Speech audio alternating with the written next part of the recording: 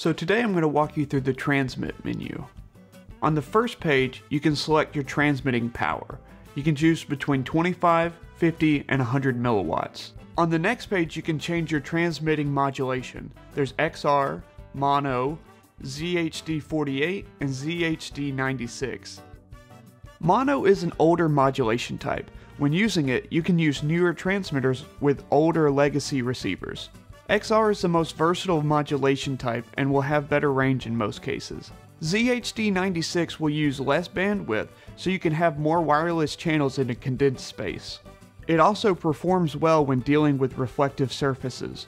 ZHD48 uses less bandwidth than ZHD96, and it works even better when dealing with reflective surfaces. Power roll is where you can change the transmission power from a Diva, Nomad, IFB 100, or IFB 200. Diva trigger lets you set the power from your mixer.